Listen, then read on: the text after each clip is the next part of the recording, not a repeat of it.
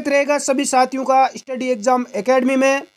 Good evening सभी साथी, class में लाइव जुड़ जाएं। कंप्यूटर के मैं टॉप 30 से 40% आपके लिए लेके आया हूं जो कि एग्जाम में पूछे जाते हैं माइक्रोसॉफ्ट वर्ड एक्सेल से संबंधित। तो सभी साथी लाइव जुड़ जाएं। पहला प्रश्न है दोस्तों आपके सामने कि माइक्रोसॉफ्ट एक्सेल है कि आखिर एक्सेल होता क्या है। डॉक्यूमेंट्स प्रोग्राम है, स्प्रेडशीट प्रोग्राम, प्रेजेंटेशन प्रोग्राम या सभी ऑल। माइक्रोसॉफ्ट एक्सेल क्या है? इस प्रश्न का राइट आंसर होगा स्प्रेडशीट प्रोग्राम है। जो भी साथी भी आंसर बता रहे हैं सभी का यहां पर तुक्के के साथ में राइट आंसर होगा भाई। नेक्स्ट अगला देखते हैं दोस्तों सेकंड प्रश्न। एक्सेल में बनने वाली शीट को निम्न में से क्या कहा जाता है? Document sheet, page maker, slide sheet या वर्कशीट। एक्सेल में जो शीट बनती है उस शीट को हम क्या बोलते हैं? तो प्यारे विद्यार्थियों उसे बोलते हैं वर्कशीट। क्या बोलते हैं? वर्कशीट बोलते हैं। डी आपका राइट आंसर होगा। जो भी नौजवान साथी डी आंसर बता रहे हैं सभी का राइट है। नए हो तो चैनल को सब्सक्राइब करें, क्लास को एक बार लाइक ज़रूर करें। इसकी पीडीएफ या आपको टेस्ट देना है तो अपनी वेबसाइट के ऊपर जाकर आप दे सकते हैं, लिंक डिस्क्रिप्शन में है। टेलीग्राम ग्रुप आप ज्वाइन कर सकते हैं, पीडीएफ पा सकते हैं। अगला है कि एमएस एक्सेल 2010 किस पैकेज में होता है? MS office, Corel Draw, page maker या टेली। एक्सेल 2010 किस पैकेज में होता है? तो ये एमएस ऑफिस के रूप में होता है। ए आपका राइट आंसर हो जाएगा। नेक्स्ट अगला प्रश्न देखते हैं। माइक्रोसॉफ्ट एक्सेल का एक्सटेंशन होता है। ऑप्शन आपके सामने दे रखे हैं। माइक्रोसॉफ्ट एक्सेल का एक्सटेंशन होता है, पूछा गया आपसे। तो दोस्तों राइट आंसर क्या होगा? बिल्कुल बी आपका राइट आंसर हो जाएगा। जो भी साथी बी आंसर बता रहे हैं सभी का राइट होगा। नेक्स्ट देखते हैं प्रश्न संख्या 5। रो और कॉलम से मिलकर बनी होती है वर्कशीट, फंक्शन, माउस पॉइंटर या मैक्रो। रो और कॉलम से मिलकर क्या बनता है? राइट आंसर हो जाएगा वर्कशीट। क्या बनती है? वर्कशीट बनती है। ए आपका राइट आंसर है। जो भी साथी ए बता रहे हैं सभी का राइट होगा। अगला देखते हैं माइक्रोसॉफ्ट एक्सेल 2010 में कुल कितनी पंक्तियां हैं?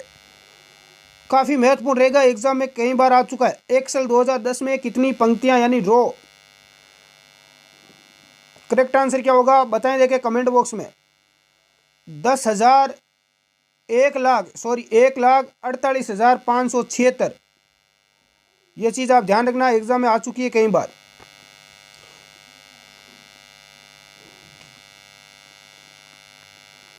अगला प्रश्न देखते हैं।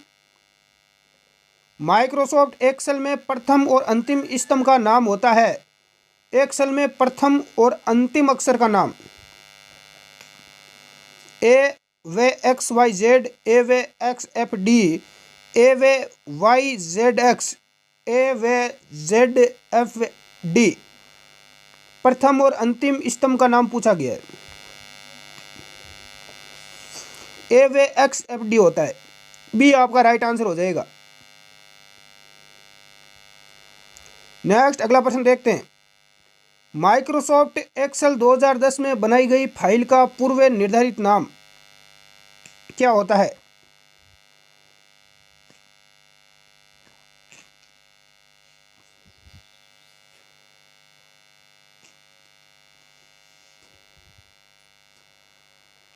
तो राइट आंसर क्या हो जाएगा? बिल्कुल इसे बोलते हैं बनाई गई फाइल का पूर्व निर्धारित नाम क्या होता है? तो इसका नाम यहां पर नहीं दे रखा है ऑप्शन में। बुक 1 होता है, ध्यान रखना। क्या होता है? बुक 1। ऑप्शन यहां पर गलत दे रखे हैं। हाँ अगला प्रश्न देखते हैं। नेक्स्ट है कि एमएस एक्सेल 2010 में किसी भी वर्कशीट का नाम मैक्सिमम कितने कैरेक्टर का हो सकता है? वर्कशीट का नाम 28, 29, 30 या 31।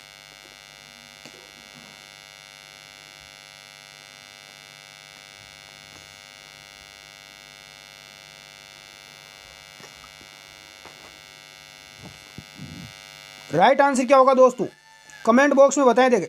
बिल्कुल सभी का राइट है 31। जो भी साथी डी आंसर बता रहे हैं 31, उन सभी का राइट होगा। निम्न में से कौन सी एक्सेल की ट्रिम नहीं है?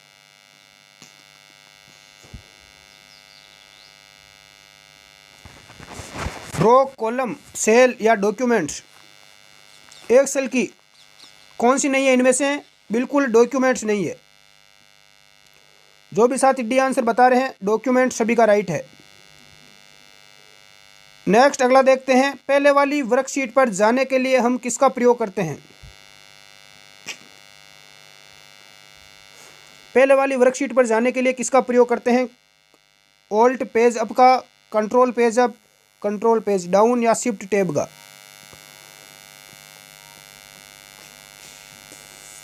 कंट्रोल पेज अप का करते हैं। किसका करते हैं? कंट्रोल पेज अप का करते हैं। बी आपका राइट आंसर हो जाएगा। नेक्स्ट है कि पेज के ऊपरी मार्जिन कार्यों हेतु उपयोगी है? कॉलम, फुटर, हेडर या पैराग्राफ? पेज के ऊपरी मार्जिन कार्यों हेतु क्या उपयोगी है?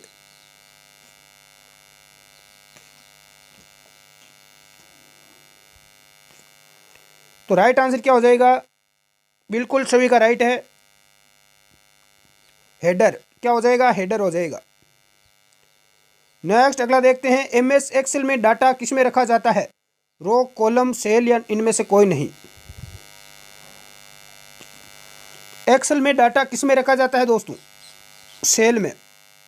राइट आंसर सेल हो जाएगा। सी आपका करेक्ट आंसर है। एमएस एक्सेल क्या है? विंडोज पर आधारित प्रोसेसर पैकेज है, विंडोज पर आधारित स्प्रेडशीट पैकेज, डोज पर डॉक्यूमेंट्स पर आधारित स्प्रेडशीट पैकेज है या डोज पर आधारित प्रोसेसर पैकेज है? एक्सेल क्या है? करेक्ट आंसर क्या हो जाएगा?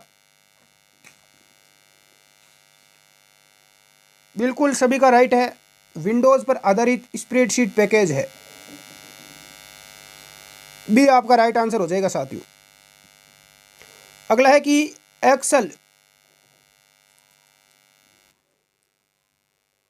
एप्लीकेशन विंडो में सबसे ऊपर होता है? Title bar, menu bar, formatting bar या टास्क बार? यहां पर आपको सबसे ऊपर एक्सेल में क्या मिलेगा देखने को? बिल्कुल इजी प्रश्न है। सबसे ऊपर टाइटल मिलेगा। क्या मिलेगा दोस्तों? टाइटल बार मिलेगा। सबसे ऊपर हमेशा टाइटल रहता है। ए आपका राइट हो जाएगा। नेक्स्ट है कि एक सेल में अधिकतम कितने वर्ण हो सकते हैं?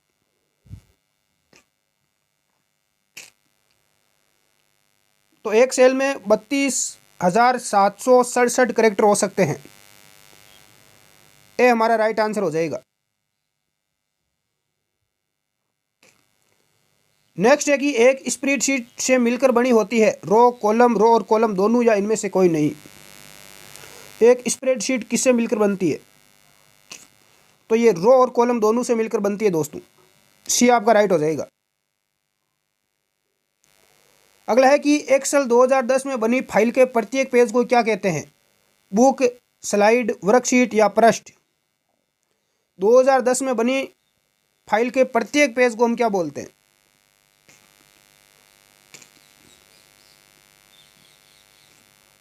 बिल्कुल वर्कशीट बोलते हैं।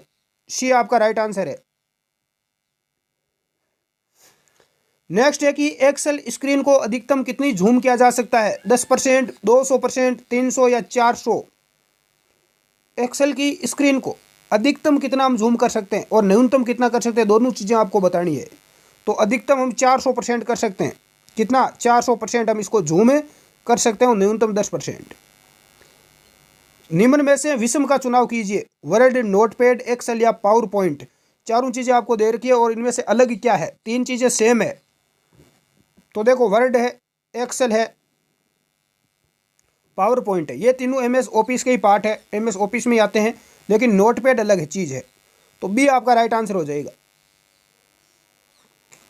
कंप्यूटर की रेगुलर क्लास लेके आएंगे अब आपके लिए, चिंता ना करें। एमएस एक्सेल में हाल ही में खोली गई फाइल की सूची को देखा जा सकता है? होम टैब के द्वारा, फाइल टाइप के रिसेंट कमांड द्वारा, टैग लेआउट टैब कमांड द्वारा या इंसर्ट टैब के द्वारा? एक्सेल में हाल ही में खोली गई फाइल की सूची को किस में देख सकते हैं? फाइल टैब के रिसेंट कमांड के द्वारा आप देख सकते हैं। बी हमारा राइट आंसर हो जाएगा। अगला है कि एक वर्कशीट के सभी डाटा को चयनित करने के लिए हम किसका प्रयोग करते हैं? Control A, control Z, control C या कंट्रोल यू? राइट आंसर क्या हो जाएगा दोस्तों? सभी डाटा को चयनित करने के लिए हम प्रयोग किसका करते हैं? कंट्रोल ए का करते हैं। मान लो मुझे इसके अंदर पूरी की पूरी जितना भी मैंने यहाँ पर लिख रखा है सारा मटेरियल मुझे यदि सिलेक्ट करना है, सेलेक्ट करने के लिए आपको डायरेक्ट कंट्रोल ए शॉर्टकट की का यूज़ करना है, सारा डाटा आपका सिलेक्ट हो जाएगा। नेक्स्ट है कि क्लियर कमांड द्वारा किसे हटाया जा सकता है? ऑल फॉर्मेट, कंटेंट या कमेंट्स, ऑल या इनमें से कोई? तो आप क्लियर यदि आपको करना है सारा डाटा तो इसके लिए बिल्कुल क्लियर कमांड का प्रयोग करने पर किसका क्या होगा? तो बिल्कुल ऑल फॉर्मेट, कंटेंट्स, कमेंट्स सब कुछ यहाँ पर क्लियर हो जाएगा। सी आपका राइट आंसर हो जाएगा, ऑल सभी या उपरोक्त दोनों, ए और बी दोनों। अगला प्रश्न है कि माइक्रोसॉफ्ट एक्सेल 2010 में बनाई गई फाइल का पूर्व निर्धारित नाम क्या होता है? वर्कशीट 1, बुक 1, फाइल 1 या डॉक्यूमेंट्स 1? इस प्रश्न का राइट आंसर भी हो जाएगा बुक 1। नेक्स्ट अगला देखते हैं, एमएस एक्सेल 2010 में बाय डिफॉल्ट कितनी वर्कशीट होती है? 1, 2, 3 और 4? इसमें होती है दोस्तों 3। कितनी होती है? 3। डी आपका राइट आंसर हो जाएगा। नेक्स्ट है कि एमएस एक्सेल 2010 की वर्कशीट में कितने रो एंड कॉलम होते हैं? रो और कॉलम की संख्या कितनी होती है? तो राइट आंसर बिल्कुल 1 नंबर हो जाएगा आपका, जो भी साथी ए बता रहे हैं। कॉलम होते हैं 16,384। रो कितने होते हैं वर्कशीट में? रो कितने होते हैं? 10,48,576। अगला है कि रो और कॉलम के इंटरसेक्शन या कटाव को क्या बोलते हैं? रो और कॉलम का जो कटाव होता है इसे हम क्या बोलते हैं? सेल, वर्कबुक, वर्कशीट या वर्क स्पेस? तो इसे हम सेल बोलते हैं दोस्तों। क्या बोलते हैं? सेल। ए राइट आंसर हो जाएगा और ये प्रश्न कई बार एग्जाम में आ चुका है। नेक्स्ट है कि एक से अधिक क्रमिक सेलों का चयन करके उनको एक्सेल में परिवर्तित करने की प्रक्रिया क्या कहलाती है? मर्ज, ओरिएंटेशन, पोर्ट्रेट या इनमें से कोई नहीं?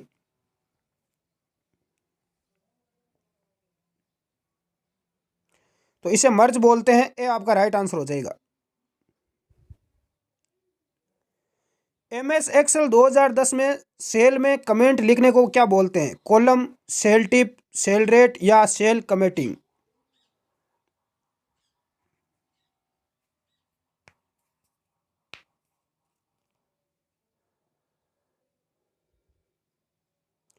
तो कमेंट लिखने को क्या बोलते हैं दोस्तों?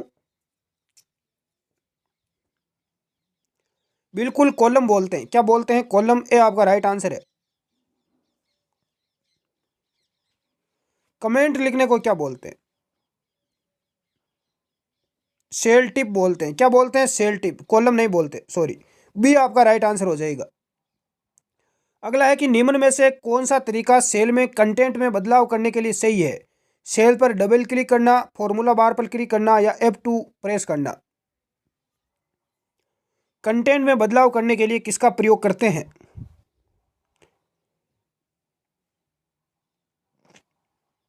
तो बिल्कुल सभी का प्रयोग करते हैं। डी आपका राइट आंसर हो जाएगा, ऑल, उपरोक्त सभी। नेक्स्ट अगला देखते हैं, सेल एड्रेस में वर्कशीट के में डिस्प्ले होता है status bar, formula bar, name box या format tool bar? Cell address worksheet के में डिस्प्ले होता है, किस में होता है? तो नेम बॉक्स में होता है।